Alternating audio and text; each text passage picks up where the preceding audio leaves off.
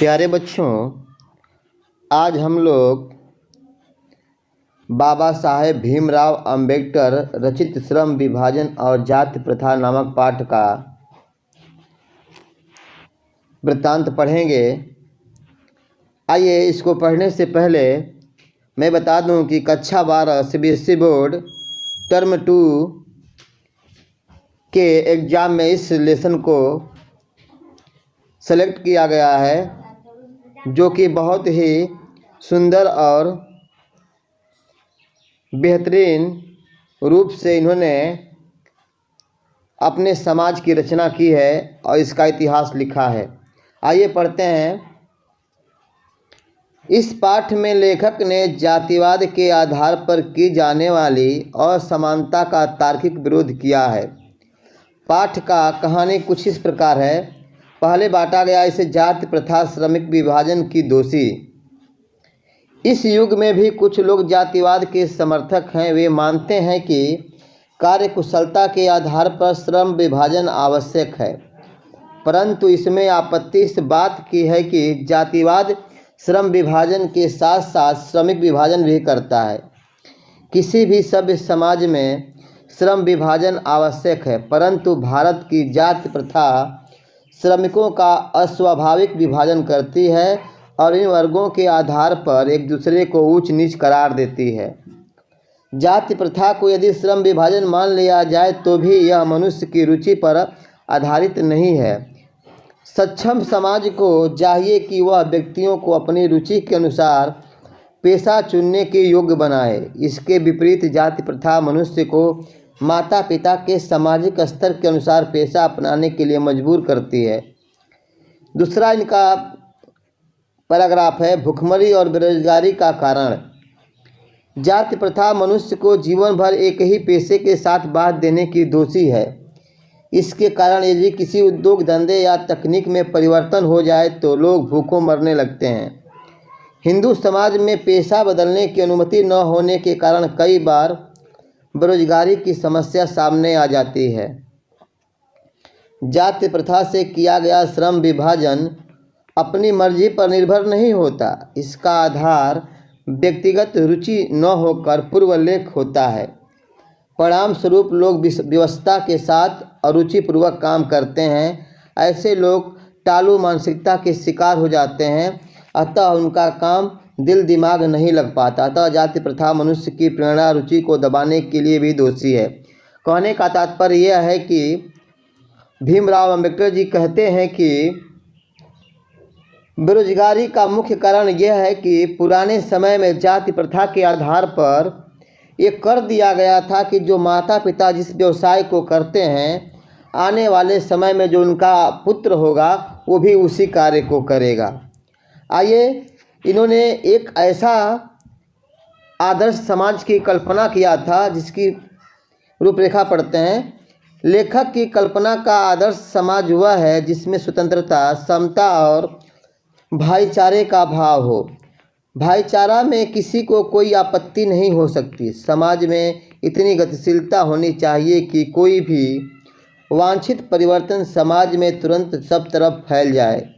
ऐसे समाज में सब कार्यों को संभाग होना चाहिए। सबको अच्छी तरह से देखभाल करनी चाहिए। सबको सामाजिक संपर्क के साधन और अवसर उपलब्ध होने चाहिए। भाईचारा दूध पानी के मिश्रण की तरह होना चाहिए। इसी का दूसरा नाम लोकतंत्र है। लोकतंत्र वास्तव में शासन की पद्धति ही नहीं बल्कि सामूहिक जीवनचर्या और अनुभवों के सामूहिक आदान प्रदान का नाम है।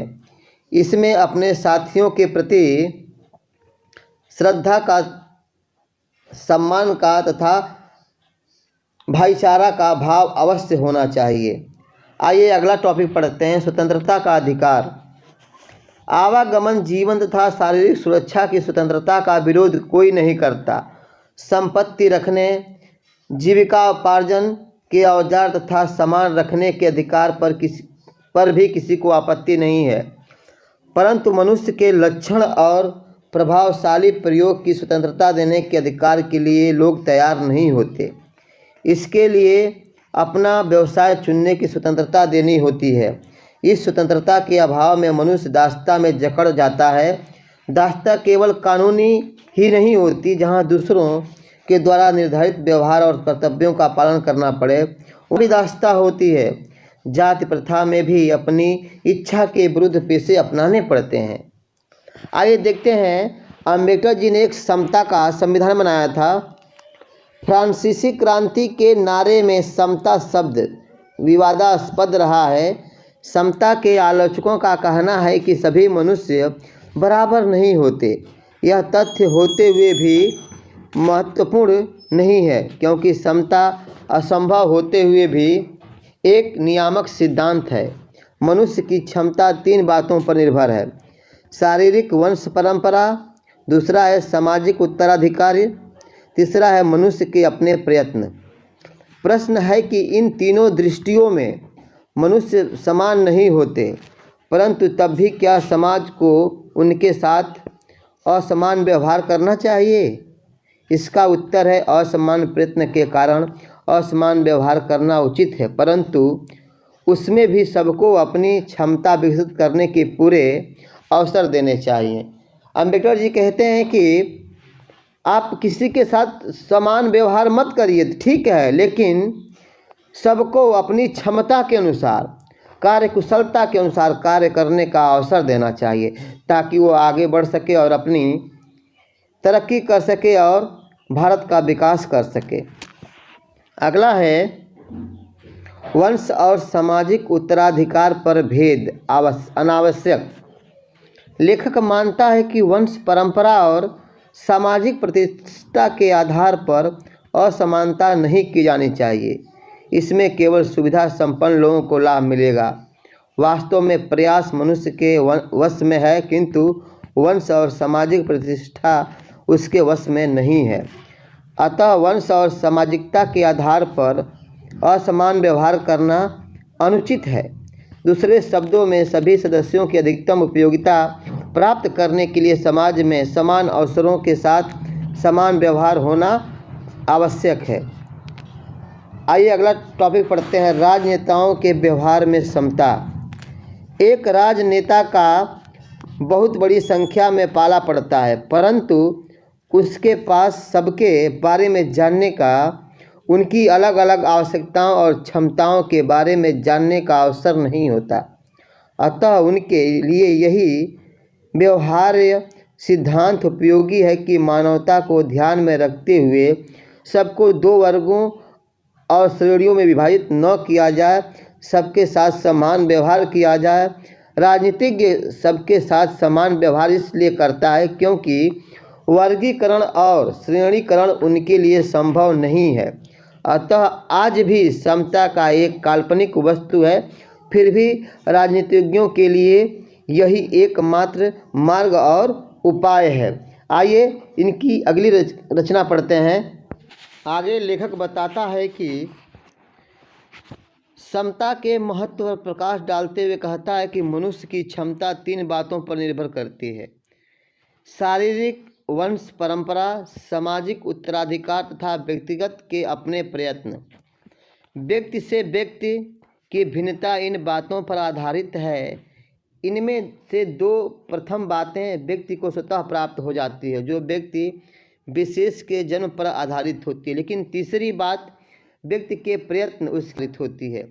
हमारी सामाजिक व्यवस्था में जिनके पास पहली 2 संपदाएं हैं, उसे तीसरा प्रयास करने की आवश्यकता नहीं है। सुविधा संपन्न लोग हर दशा में उन लोगों से आगे रहते हैं जिनके पास शारीरिक वंश परंपरा और सामाजिक उत्तराधिकार की शक्ति है। आरंभ में दबे कुचले लोग समाज के लिए तभी उपयोगी हो सकते हैं यदि उन्हें समाज के अन्य सदस्यों की भांति समान अवसर और समान व्यवहार उपलब्ध कराया जाए। एक राजनीतिज्ञ सबके साथ राजनीतिक व्यवस्था के कारण समान व्यवहार करता है, भले ही सब लोग समान नहीं होते, क्योंकि उनके लिए वर्गीकरण करना संभव नहीं होता। इसी प्रकार समता एक काल्पनिक जगत की वस्तु होते हुए भी एक व्यवहारिक सिद्धांत बन जाता है, जो मनुष्य को आगे चल कर के उसके तरक्की का उत्तराधिकारी बनाता है। कहने का तात्पर्य यह है कि अम्बेडकर जी कहते हैं कि अगर मनुष्य चाहे या दबा कुचला व्यक्ति चाहे तो आगे बढ़ सकता है। कब? जब उसको सामाजिकता जो है और समाज जो है समान अवसर देने का प्रयास करे। अगर उसे अवसर प्रदान नहीं करता है तो कदापि आगे नहीं बढ़ सकता। जैसे कि आपने मेरे कथन में सुना है कि जैसे ही बच्चा पैदा होता है तो उसका अपना स्वयं का अधिकार समाज छीन लेता है और उसे उसी जंजीर से बांध देता है जिस जंजीर में उसके माता पिता पहले से ही बंधे होते हैं। अर्थात कहने का मतलब ये है कि जो माता पिता जिस कार्य को करते थे उसी कार्य को स्वरूप रूप में माता पिता बच्चे को दे देते हैं कि आप अगर यही आपको कार्य जीवन भर करना है। जैसे एक राजा के घर एक नौकर कार्य करता है और जैसे ही नौकर का लड़का बड़ा होता है तो नौकर के लड़के को भी राजा के दरबार में कार्य ही करना होता है। इसी कार्य का विरोध करने के लिए अम्बेडकर जी ने इन तथ्यों को उजागर किया ताकि उनको वो जैसे हैं उनको ऐसे रहने दीजिए, लेकिन उनको समता का अधिकार दीजिए। सबको उनके कार्य में प्रगति करने के लिए समता का अधिकार दिया जाएगा तो वो आगे निश्चित रूप से बढ़ सकेंगे। इन्हीं की एक रचना और थी, मेरा श्रम विभाजन। कह रहा है कि श्रम विभाजन में जैसे बता रहे हैं ये कि जाति प्रथा को यदि श्रम विभाजन मान लिया जाए तो यह स्वाभाविक विभाजन नहीं है, क्योंकि यह मनुष्य की रुचि पर आधारित नहीं है। कुशल व्यक्ति या सक्षम श्रमिक समाज का निर्माण करने के लिए यह आवश्यक है कि हम व्यक्तियों की क्षमता इस सीमा तक बढ़ाएं जिससे वह अपना पेशा या कार्य का चुनाव स्वयं कर सके। इस सिद्धांत के विपरीत जाति प्रथा का दूसरी सिद्धांत यह है कि इसके मनुष्य के प्रशिक्षण अथवा उसकी निजी क्षमता का विचार किए बिना दूसरे ही दृष्टिकोण जैसे माता पिता के सामाजिक स्तर के अनुसार पहले से ही अर्थात गर्भधारण के समय से ही मनुष्य का पेशा निर्धारित कर दिया जाता था। जैसा मैं बता रहा हूँ इसमें ये कहते हैं कि व्यक्ति जो कार्य करता है और उस व्यक्ति का अगर कोई पुत्र बाद में पैदा होता है तो माता पिता जो कार्य करते थे वही कार्य उसको भी सौंप दिया जाता है। वह चाह करके भी कुछ नए कार्य को नहीं कर सकता। जाति प्रथा पेशे का दोषपूर्ण पूर्ण निर्धारण नहीं करती, बल्कि मनुष्य को जीवन भर के लिए एक पेशे में बांध देती है। भले ही पेशे अनुपयुक्त या अपर्याप्त होने के कारण वह भूखों मर जाए। आधुनिक युग की स्थिति प्रायः आती रहती है, क्योंकि उद्योग धंधों की प्रक्रिया टेक्निक में निरंतर विकास और कभी कभी अकस्मात परिवर्तन हो जाता है, जिसके कारण मनुष्य को अपना पेशा बदलने की आवश्यकता पड़ सकती है। अब यहाँ बात ये आती है कि जो लोगों को पैदा होते ही वही कार्य पुनः दे दिया जाता है, तो फिर अगर यहाँ परिवर्तन होता है, नया विकास होता है, तो वह व्यक्ति चाह करके भी उस कार्य को नहीं कर सकता। इसलिए वह धीरे धीरे मृत्यु की तरफ अग्रसर हो जाता है और उसकी मृत्यु निश्चित हो जाती है। इसी पुरानी परंपरा रूढ़िवादिता को तोड़ने के लिए अम्बेडकर जी ने अथक प्रयास किया और उन्होंने संविधान का निर्माण किया, जिसमें सबको समानता का अधिकार देने का वचन लेना पड़ा और बाध्य कर दिया गया। आज समाज में सबको समान अधिकार मिल रहा है, न कोई जाति पात का भेदभाव है, न छोटी बड़ी चीज़ों का उल्लेख हो रहा है। यहाँ पर सबको समान अधिकार दे दिया गया। ऐसे महान पुरुष को हमारी तरफ से धन्य धन्य कोटि कोटि प्रणाम स्वीकार है। और अगर आप लोगों को ये वीडियो अच्छा लगा हो तो लाइक और सब्सक्राइब अवश्य करें। आप सभी लोगों का दिन मंगलमय हो। धन्यवाद।